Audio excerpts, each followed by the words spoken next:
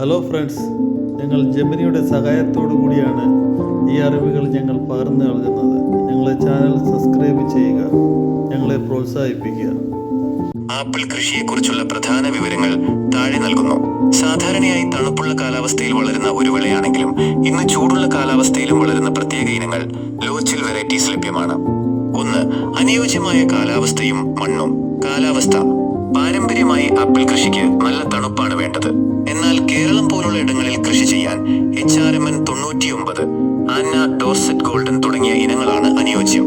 ഇവയ്ക്ക് കഠിനമായ തണുപ്പ് ആവശ്യമില്ല. മണ്ണ്. വെള്ളം കെട്ടിക്കിടക്കാത്ത ഫലഭൂയിഷ്ഠമായ മണൽ കലർന്ന മണ്ണാണ് ഏറ്റവും ഉത്തമം.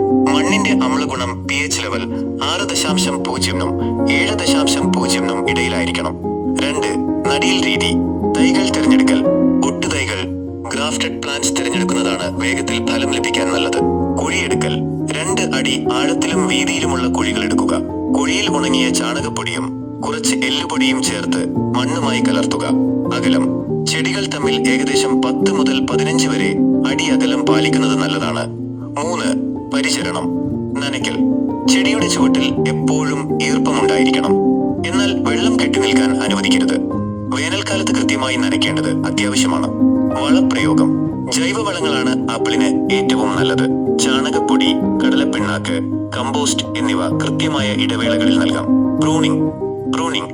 ചെടി വളർന്നു വരുമ്പോൾ അനാവശ്യമായ ശാഖകൾ മുറിച്ചു മാറ്റുന്നത് കൂടുതൽ ശാഖകൾ വരാനും ധാരാളം പൂവിടാനും സഹായിക്കും. 4. വിളവെടുപ്പ്. സാധാരണയായി ജനുവരി-ഫെബ്രുവരി മാസങ്ങളിൽ ആപ്പിൾ പൂവിടുകയും ജൂൺ-ഓഗസ്റ്റ് മാസങ്ങളിൽ വിളവെടുപ്പിന് പാകമാവുകയും ചെയ്യും. നട്ട് 3 മുതൽ 4 വരെ വർഷത്തിനുള്ളിൽ ആപ്പിൾ മരങ്ങൾ കായ്ച്ചു തുടങ്ങും. ശ്രദ്ധിക്കാൻ. നമ്മുടെ നാട്ടിലെ കാലാവസ്ഥയിൽ ആപ്പിൾ കൃഷി ചെയ്യുമ്പോൾ കീടങ്ങളുടെ ശല്യമുണ്ടാകാൻ സാധ്യതയുണ്ട്. വേപ്പെണ്ണ മിശ്രിതം ഉപയോഗിക്കുന്നത് കീടങ്ങളെ അകറ്റാൻ സഹായിക്കും. ഇങ്ങനെയുള്ള പുതിയ അറിവുകൾക്കായി ഞങ്ങളെ ചാനൽ സബ്സ്ക്രൈബ് ചെയ്യുക, ഞങ്ങളെ പ്രോത്സാഹിപ്പിക്കുക.